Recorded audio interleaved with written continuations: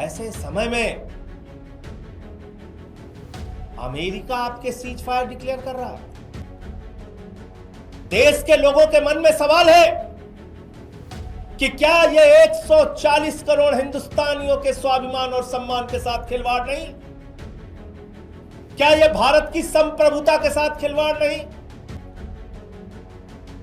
क्या भारत जो दुनिया का सबसे बड़ा लोकतंत्र है, उसके ऊपर अमेरिका की दादागिरी चलेगी?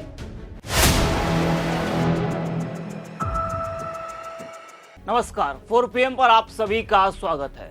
पाकिस्तान के आतंकवादियों द्वारा 22 अप्रैल को जम्मू कश्मीर के पहलगाम में 26 निर्दोष नागरिकों की हत्या के बाद भारत और पाकिस्तान के बीच तनाव चरम पर है। भारत ने इस हमले का बदला लेने के लिए पाकिस्तान में स्थित आतंकवादी ठिकानों पर ऑपरेशन सिंदूर के तहत एयर स्ट्राइक की, जिसमें भारतीय सेना ने बड़े हमले किए। इसके बाद पाकिस्तान ने भी जवाबी हमले किए और दोनों देशों के बीच सीमाओं पर संघर्ष बढ़ गया।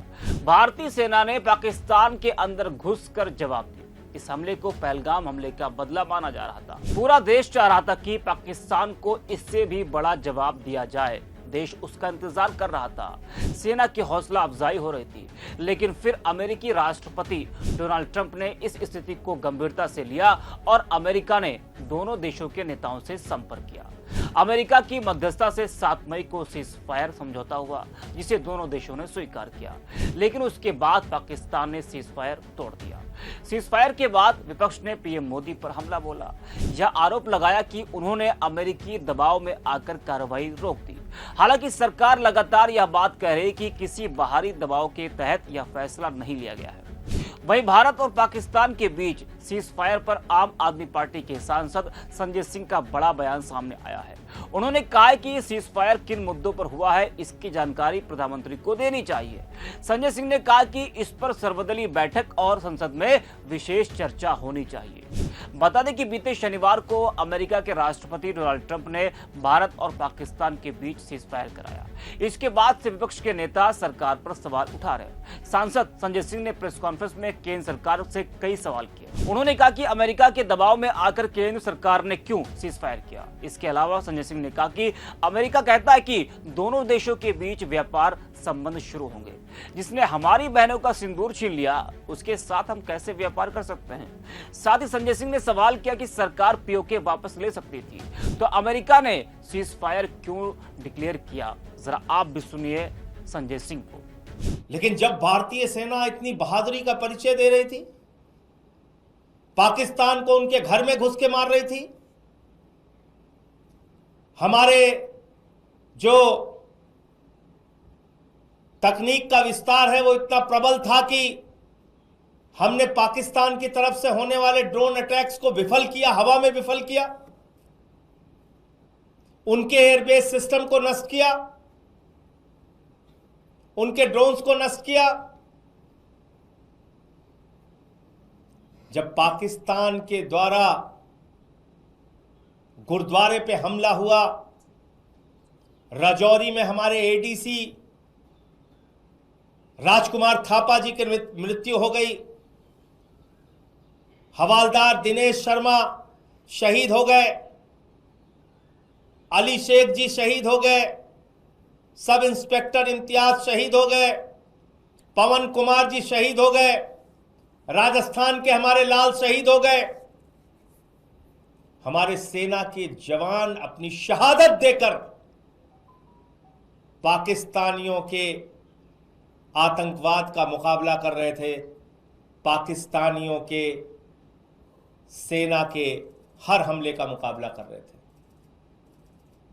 जब हमारे पास एक बड़ा मौका था भारतीय सेना के पास कि हम पीओके के ऊपर कब्जा कर सकते थे, वो पाक अधिकृत कश्मीर जहां पे आतंकवादी अड्डे हैं, जहां पे आतंकवादियों को पनाह दी जाती है, क्योंकि हम सब जानते हैं दुनिया का सबसे बड़ा आतंकवादी देश पाकिस्तान है। वहां हाफिज सईद, वहां मसूद अजहर, वहां ओसामा बिन लादेन भी था। आतंकवादियों के बड़े बड़े अड्डे। और जब मसूद अजहर के परिवार के लोगों को निशाना बनाया गया तो सेना के अधिकारी उनके अंतिम संस्कार में शामिल होते हैं। पाकिस्तान के सेना के अधिकारी आतंकवादी के परिवार के मारे जाने पे उसके अंतिम संस्कार में शामिल होते हैं, और अमेरिका के द्वारा प्रतिबंधित आतंकवादी वहां पे दिखता है।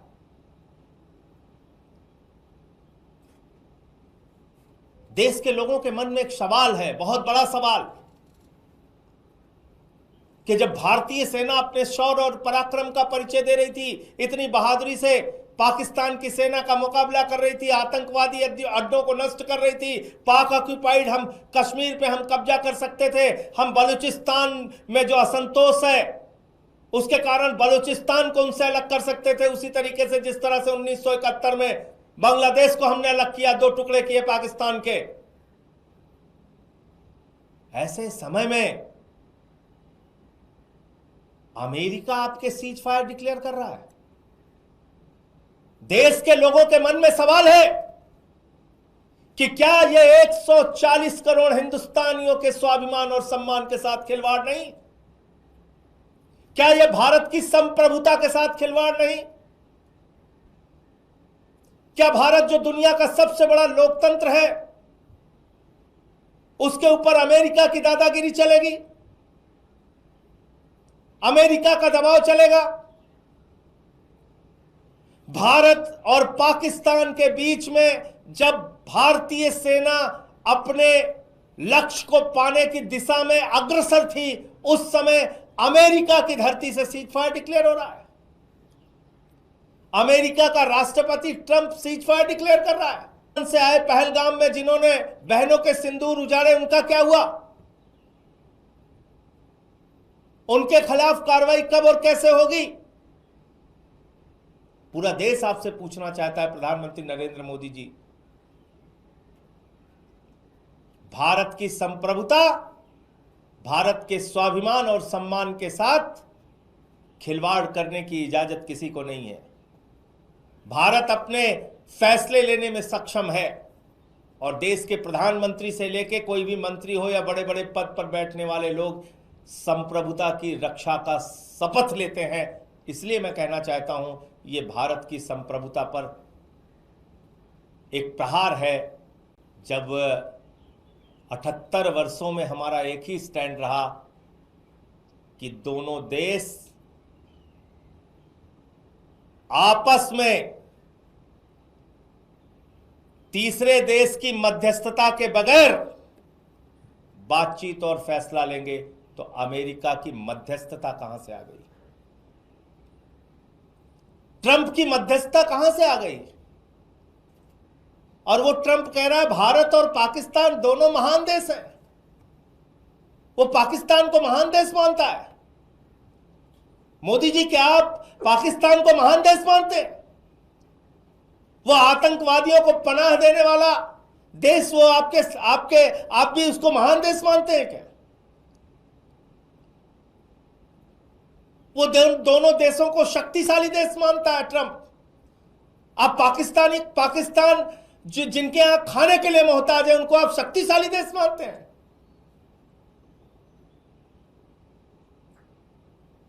वो कह रहा है न्यूट्रल वेन्यू पे बातचीत होगी। किसने तय किया? कब तय हुआ? कहां यह फैसला हो गया?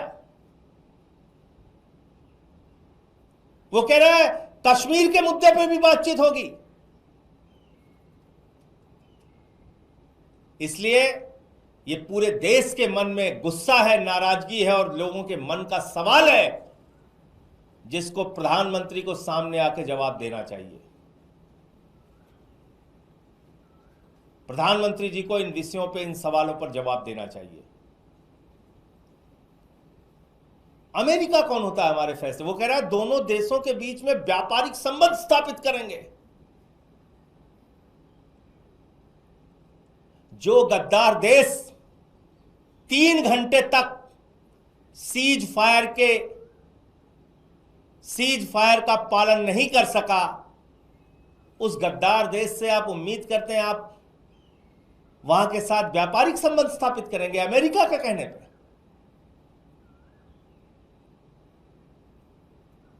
भारतीय सेना के गौरव को, भारतीय सेना की बहादुरी को, भारतीय सेना के पराक्रम को, भारतीय सेना के शौर्य को पूरा देश 140 करोड़ लोग सर झुका के नमन करते हैं।